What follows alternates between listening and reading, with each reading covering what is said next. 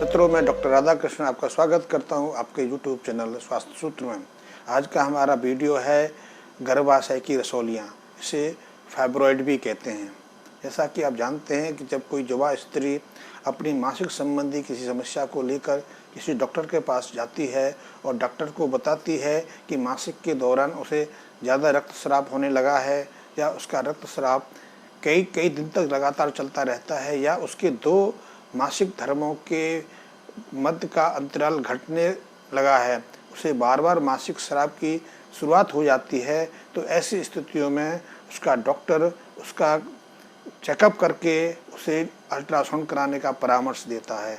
ज़्यादातर मामलों में स्त्री में या तो गर्भाशय की रसौली का पता लगता है या उसमें एंडोमेट्रियोसिस का पता लगता है।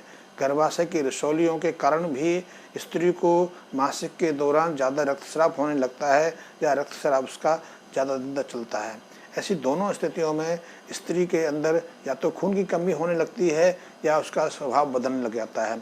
वो अपने अंदर कमजोरी अनुभव करती है, मन में मलिनता और उदासी छाई रहती है और आगे चलकर ये कई तरह की अन्य समस्याएं खड़ी कर देते हैं। जिन युवा स्त्रियों को गर्भाशय की रसौलियों की समस्या हो जाती है, उन्हें गर्भ धारण करने में परेशानी आती है।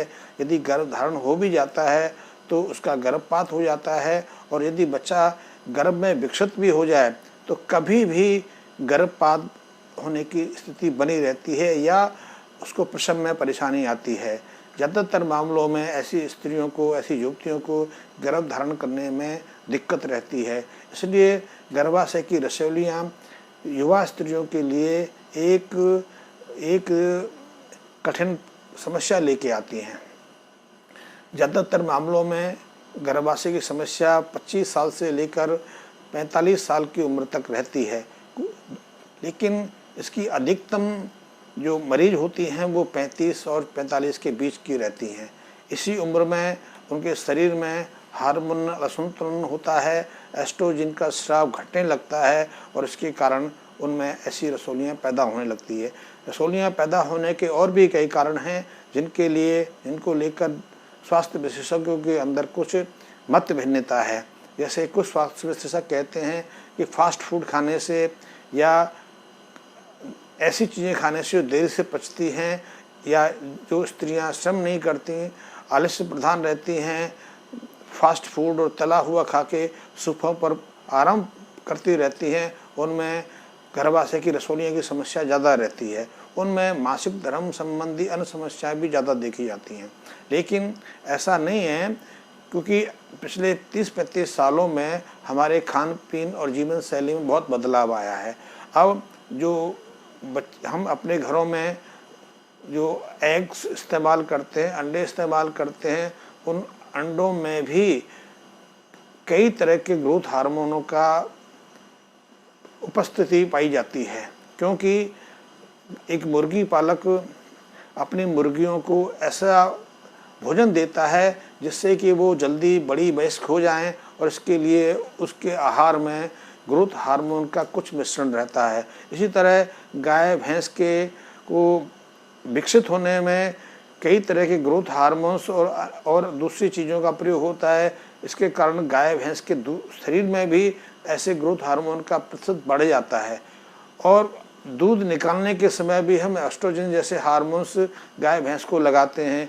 इन सब के कारण भी गाय भैंस के दूध में ग्रोथ हार्मोन्स या कहें हम एस्ट्रोजन का प्रतिशत बढ़ जाता है। ये दोनों चीज़ें एक स्त्री और के शरीर में जाके अपना दुष्प्रभाव दिखाती हैं। इसके कारण उनमें या तो मासिक संबंधी अनियमितता रहती है या ये गर्भाशय की रसौलियाँ या और अन्य समस्याएं पैदा होती हैं। इसी तरह आजकल खेती में भी ऐसे कई ग्रोथ हार्मोन्स प्रयोग किए जाने लगे हैं जिससे कि खेती ज़्यादा तेज़ी से ग्रोथ करे या उनमें फूल, फल और सब्जियां कम समय में बड़ी साइज से लगें। ये भी अंततः मनुष्य के शरीर में जाके, स्त्रियों के शरीर में जाके अपना प्रतिकूल प्रभाव दिखाते हैं। इसके कारण भी ग्रोथ हार्मोन्स के कारण ऐसी गर्भाशय की रसौलियों की समस्या बढ़ रही है। आप देखने में आ रहा है कि छोटी छोटी बच्चियों में 8 साल की उम्र में भी, 9 साल की उम्र में भी आजकल मासिक स्राव शुरू होने लगा है। भारत जैसे देश में तो मासिक स्राव का जो एक सुनिश्चित समय था 12 या 13 साल की उम्र में था। कभी कभी लड़कियों को 15 साल की उम्र में जाके मासिक स्राव की शुरुआत होती थी, लेकिन खान पीन की लापरवाही या खान पीन में ऐसे रसायनों के मौजूद रहने के कारण अब 8 या 9 साल की उम्र में ही मासिक स्राव की शुरुआत होने लगी है। तो आप अंदाज लगा सकते हैं कि यदि एक छोटी बच्ची जो अभी अविकसित है, उसमें खान पान के कारण असमय ऐसे लक्षण पैदा हो सकते हैं, ऐसे परिवर्तन आ सकते हैं। तो एक वयस्क युवती में जो ऐसा खान पीन करती है तो उसमें ऐसी समस्याएं हो जाएं, उसमें गर्भाशय की रसोलियां बन जाएं या एंडोमेट्रियोसिस की समस्या पैदा हो जाए या गर्भपात की समस्या हो जाए या गर्भधारण ना हो, तो कोई अतिशयोक्ति नहीं लगती। जिन लोगों को, जिन स्त्रियों में गर्भाशय की रसोली रहती है, उनमें कई तरह की अन्य दिक्कतें भी देखने में मिलती हैं, जैसे कि उनमें खून की भारी कमी हो जाती है।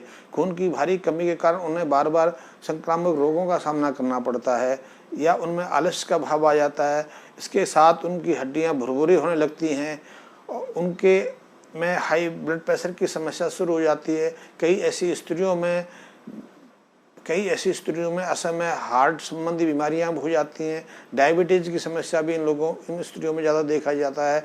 कई बार ऐसी स्त्रियों में थायराइड की समस्या शुरू हो जाती है। ऑस्टियोपोरोसिस की समस्या तो एक तरह गर्भाशय रसोली के साथ देखी जाती है। इसलिए गर्भाशय की समस्या, रसोली की समस्या को गंभीरतापूर्वक लेना चाहिए। आजकल गर्भाशय की समस्या से मुक्ति दिलाने के लिए डॉक्टर्स ज़्यादातर मामलों में उन्हें ऑपरेशन कराने का सलाह देते हैं। ऑपरेशन इसका एक हल है, क्योंकि ऑपरेशन से जब गर्भाशय को काट के निकाल दिया जाता है या गर्भाशय की रसोली को बाहर निकाल देते हैं तो कुछ समय के लिए स्त्री अपने को सहज सामान्य अनुभव करती है, स्वस्थ अनुभव करती है। लेकिन दीर्घकाल में देखें तो इसका प्रतिकूल प्रभाव भी उसमें देखे जाते हैं। कई तरह के प्रतिकूल प्रभाव होते हैं, इसमें समय से पूर्व वृद्धावस्था आ जाना, शरीर पर पुरुषों जैसे बाल निकल आना, दाढ़ी निकल आना, मुंह पर, चेहरे पर बाल उगाने या सिर के बाल झड़ जाने जैसी अन्य कई समस्याएं होती हैं। चेहरे भी उनकी मुरझाने लगती है, स्वभाव व्यवहार में भी चिड़चिड़ापन आ जाता है और भी कई अन्य समस्याएं उन्हें गर्भाशय रसोली के कारण होने लग जाती हैं, जो उसको काट के बाहर निकाल दिया जाता है। ऐसी स्त्रियां जिनका गर्भाशय निकाल दिया जाता है, गर्भ धारण की सोच भी नहीं सकती हैं। तो आज ज़्यादातर मामलों में गर्भाशय समस्या से मुक्ति के लिए ऑपरेशन कराने की सलाह दी जाती है। बहुत कम मामलों में कुछ हार्मोन्स आधारित दवाएं भी ऐसी स्त्रियों को दी जाती हैं। लेकिन आज से 30-35 साल पहले, 40 साल पहले हमारा आहार व्यवहार ऐसा था कि ज़्यादातर स्त्रियों को ऐसी किसी समस्या का सामना नहीं करना पड़ता था, क्योंकि वो अपने आहार में अजवाइन, जीरा का प्रयोग खूब करती थीं। अजवाइन का प्रयोग करने से गर्भाशय शुद्धि रहती है। अजवाइन का आप चाहो तो सीधा प्रयोग कर सकते हैं या पानी में उबाल के उसका काढ़ा पी सकते हैं। महीने में रोज़ नहीं कर सकते तो मासिक स्राव से पहले 2 या 3 दिन आप जीरे का पानी या अजवाइन का पानी सेवन कर सकते हैं। इससे गर्भाशय शुद्धि रहती है और गर्भावस्था में, गर्भाशय में रसोली या ऐसी किसी अन्य समस्या की संभावना नगण्य रह जाती है। इसी तरह आपने अशोक का नाम सुना होगा। अशोक तो कहते इसलिए हैं जो शोक का हरण करे, उसको अशोक कहते हैं। अशोक वही वृक्ष है जिसके नीचे श्रीलंका में माता सीता ने अपहरण के बाद, रावण के द्वारा अपहृत किए जाने के बाद काफ़ी समय वहाँ व्यतीत किया था। तो इस अशोक में भी ऐसे बहुत सारे गुण हैं कि जो गर्भाशय की शुद्धि देते हैं।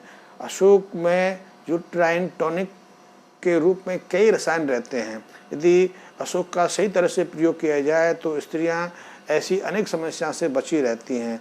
यदि एक स्त्री महीने में 3 दिन, जब उसको मासिक स्राव होने लगे उससे 3 दिन पहले 3 दिन लगातार यदि 10 से 15 ग्राम अशोक की छाल का काढ़ा बना के, डिस्कॉक्शन बना के यदि प्रयोग करे तो उससे उसके गर्भाशय की शुद्धि होती है, मासिक स्राव खुल के आता है और उसकी मासिक अनियमितता की संभावना नगण्य रहती है।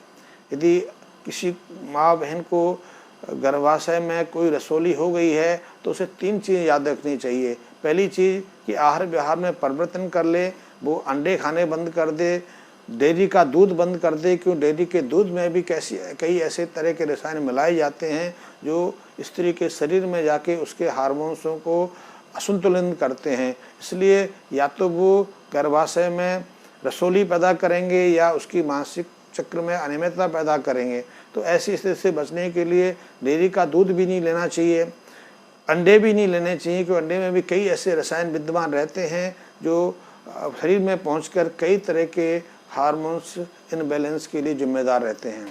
इसी तरह ज़्यादातर स्त्रियों को मांसाहार से बचे रहना चाहिए, क्योंकि मांस में भी कई ऐसे हार्मोन्स रहते हैं जो शरीर में पहुंचकर अपना प्रतिकूल प्रभाव दिखाते हैं। इनसे गर्भाशय की रसौली की संभावना भी रहती है और मासिक संबंधी अन्य प्रतिकूलता भी देखने को आती हैं।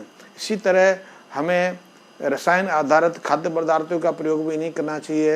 इसमें कई तरह के फास्ट फूड आते हैं, कई तरह के प्रक्रिया युक्त खाद्य सामग्रियाँ रहती है, आइसक्रीम भी उनमें से एक है। ऐसी चीज़ों से बचना चाहिए। इसकी जगह यदि हम सामान्य प्राकृतिक आहार लें तो हम न केवल गर्भाशय की रसौली जैसी समस्या से बच सकते हैं, बल्कि यदि शरीर के अंदर ऐसी रसौलियाँ पैदा हो गई हैं तो हम उससे मुक्ति भी पा सकते हैं। क्योंकि गर्भाशय के अंदर देखा गया है कि अंगूर के दाने से लेकर अनार के दाने तक की पथनियाँ रसौलियाँ बन जाती हैं। ऐसी रसौलियाँ आगे चलकर कई तरह की दिक्कतें देती हैं। इसलिए उनसे बचने के लिए अपने आहार व्यवहार में परिवर्तन करना चाहिए और ऐसी स्त्रियों को दिन में 2 बार जिनको मासिक चक्र संबंधी कोई अनियमितता है या उनके गर्भाशय में ऐसी रसौलियाँ बन गई हैं तो उन्हें लगातार 3 महीने के मासिक धर्म के दौरान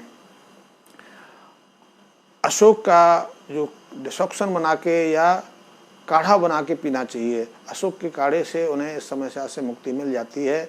और भी इसमें कई चीज़ें हैं जिनके विषय में हम अगले किसी वीडियो में देखेंगे। आज के वीडियो में ही विश्राम करता हूं, लेकिन जिन मित्रों को कुछ अतिरिक्त जानकारी चाहिए वो मेरे मैसेज बॉक्स में कमेंट्स लिख सकते हैं। और मैं आपसे प्रार्थना करूंगा कि यदि आपको इस तरह के और अच्छी जानकारियाँ चाहिए तो मेरे इस यूट्यूब चैनल को सब्सक्राइब जरूर करें। धन्यवाद।